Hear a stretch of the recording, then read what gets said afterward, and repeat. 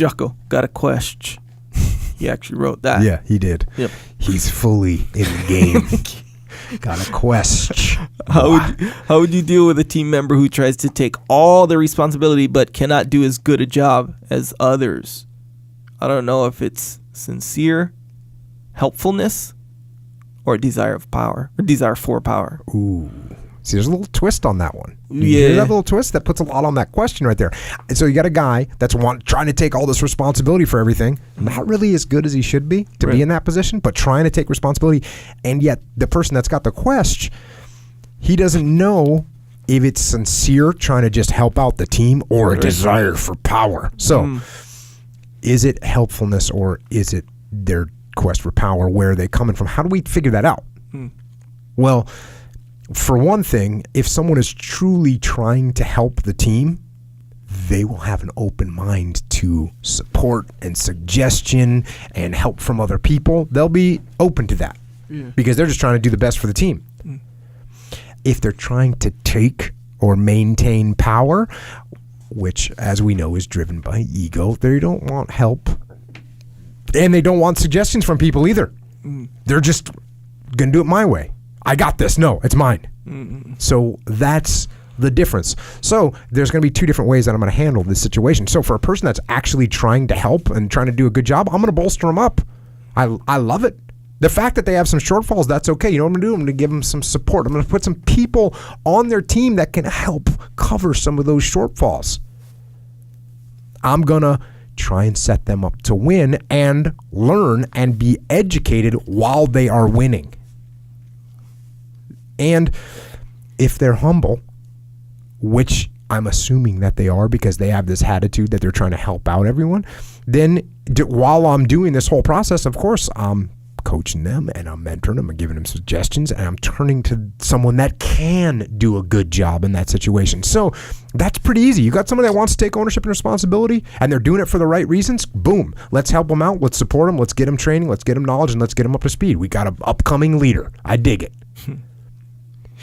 If it's an ego-driven person and they are maneuvering for the power, well, then what I'm going to do is I'm going to let them get humbled by the experience. Because remember, it's stated that they're not as good as they could be at this job. They're not particularly good at what they're trying to take control over. So that's fine. I'm going to let them get humbled by it. Now, I'm going to assess the risks. I'm going to make sure that no one's going to get hurt or no one's going to get killed or we're not going to fail a mission.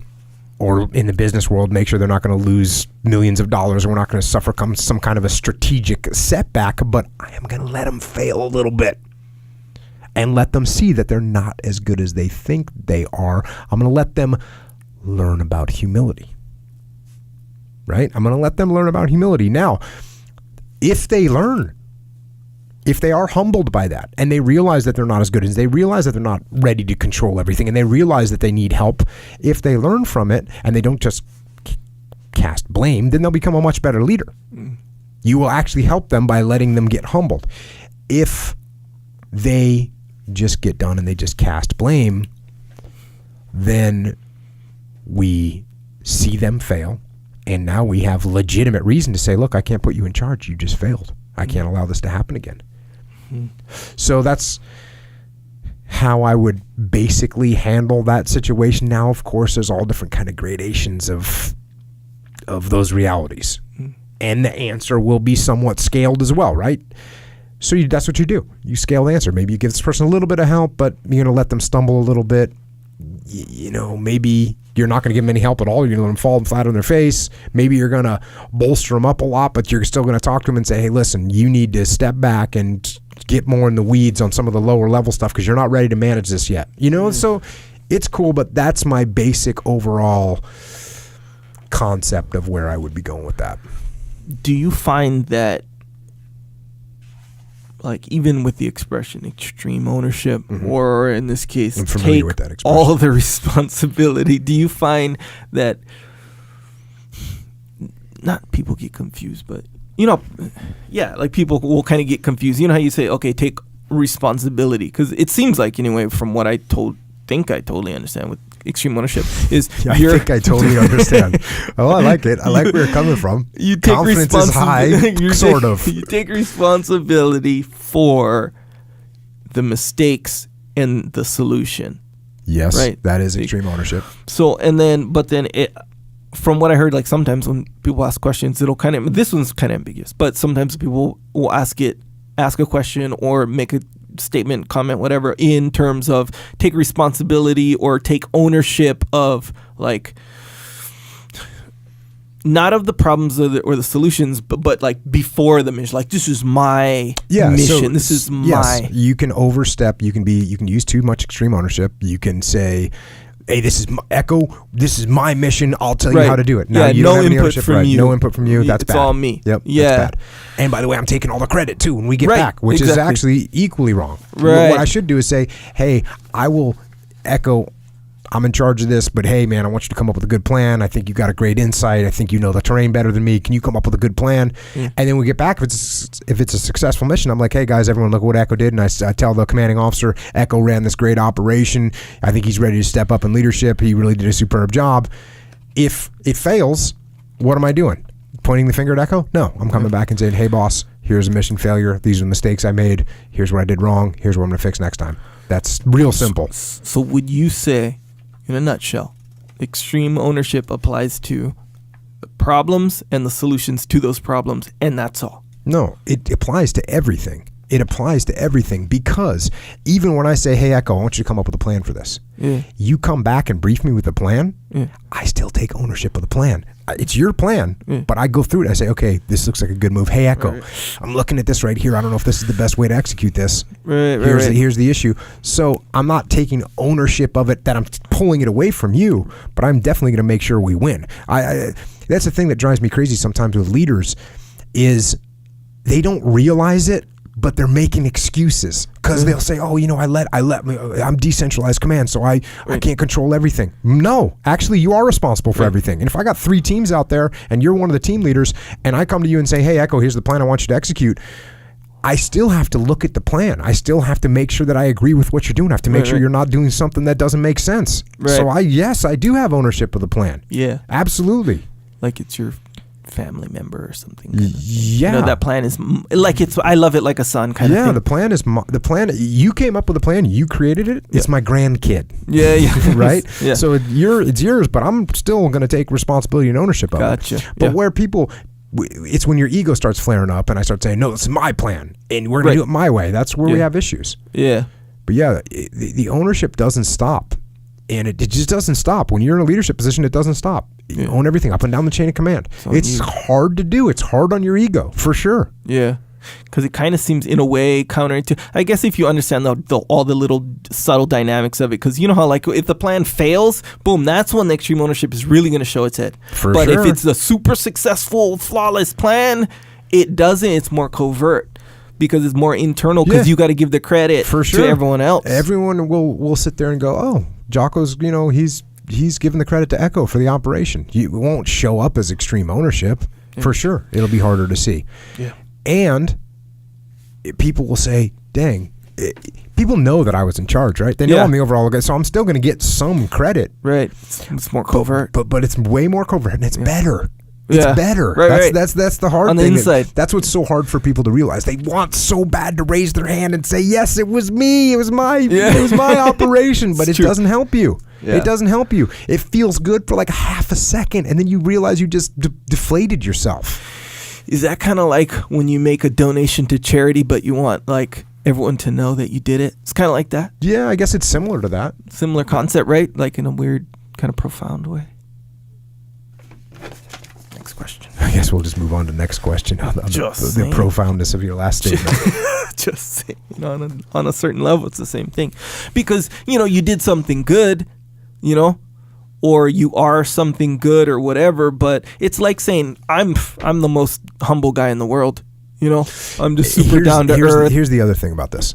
When I give you the credit for success, not only do I win covertly, Sure. In that you look at me and go, man, he gave me a couple corrections that were critical to this operation, and he's not even saying anything. So you have even more respect for me, which means you're going to work harder for me in the future. Yeah. You're going to do even more, and we're going to look even better. So I am going to ultimately win. Yeah. Because my team is going to be kicking so much ass all over the globe, and people are going to say, wow, these guys are just winning everywhere they go. Yeah. And so it's very, very positive. Whereas if I took that credit from you on that first operation and I took it from you, how hard are you working on that next one? Not as hard. Not as hard. Maybe you're a great guy. Yeah. Maybe you're a great guy, but maybe you're just a great guy, but you're still not going to go that extra little edge. You're not going to do it because you're not going to get credit, and you're not going to do it because you don't care that much about making me look good as you would if I was taking care of you. Yeah. There's nothing better than having guys that you're taking care of. They know you're taking care of them, and they're going to do anything for you. They're going to do anything. And you'll do anything for them. It's a mutual thing. It's real. Yeah. It's a real thing. Yeah. It's like the gift that keeps on giving, really. It is. It's a powerful tool. That's why the book's been so popular, and it's why the book has been so popular, because when you break it down and people see what it does, they realize how powerful it is. Yeah. And it's also, another reason that the book is so popular is because we put it in a very clear way. Yeah. And it's easier to understand. It doesn't make it easier to execute, but it makes it easier to understand for sure. Yeah. It's crazy too and someone said, it might have been someone at the muster. I don't know. Could have very well been on Twitter. I don't know. But someone was saying how it's so interesting how they started to realize that it applies to their relationship with their husband or wife or something like that. And I always kind of look at all this stuff as primarily that, because especially now, who do I work with? You, so I'm like, I don't have to I don't go through these extreme ownership struggles, with you. So it's more, so to me, everything just applies to your relationship with your wife, my wife, whatever, you know? So, and it all translates, all of it. It does. Yeah. When you take ownership of stuff, when you take ownership of stuff, then you can control the outcome. Yeah, it's crazy. When you don't own it, you don't get anywhere. Yeah, and that you have a disagreement, argument, any ripples in the water where the instinct is to point fingers, Mm-hmm. But when even though the other person is really in the grand scheme of things, you're both to blame. I know that, but they do have their huge role in the issue, in the problem. Don't do that. Don't even pay attention to that. All you got to do is shine the light on your own things and say, don't be hard on yourself. That kind of I suck. It's not that. It's what did I do? This is what I can do. Exactly right. So what's interesting is, and you said it from the beginning, but it is interesting to just watch it play out. It's so fun. It's almost fun, but it's more just real interesting where when you do it and you just keep doing it, you always do it. That's the thing. Consistently do it. You just watch how the other person just changes. Yeah. And just becomes kind of the same thing. And before you know it, the ripples in the water are pretty much gone. Yeah. And you need someone in the team has got to start doing it. Yeah. That's one of the hardest things. Occasionally we'll work with a company where everyone's like, oh yeah, extreme ownership. No one is actually doing it. Yep. When no one is actually doing it, and all they're saying is hey, I wish that guy had extreme ownership, and that guy should have extreme ownership, and I don't see anyone else taking ownership. And hey, I haven't seen anyone else taking ownership, and therefore how can I take ownership? Yeah. We send out, when we work with a company, we'll send out surveys, pre-class surveys, and then post, because we'll do a number of sessions. Mm-hmm. So we'll send out to the leadership team that we're working with, how's it going? And we'll send out a week later, 2 weeks later, 3 weeks later, 4 weeks later. And sometimes when you get a team where no one is taking ownership, and literally you'll hear people say, well, the boss isn't taking ownership, so how can I take ownership if the boss isn't even taking ownership? They don't realize that when your boss isn't taking ownership, it is an opportunity for you to take ownership and to excel and to gain respect and trust and power. And power, which is a good thing because you're doing things for the good of the team. So you want to have power. Yeah. Right? I want to have power. When I'm a team leader, I absolutely want to have power. Yeah. And the reason I want to have power is so I can distribute it properly amongst my team. Mm-hmm. and I can utilize it so we can be successful in our mission.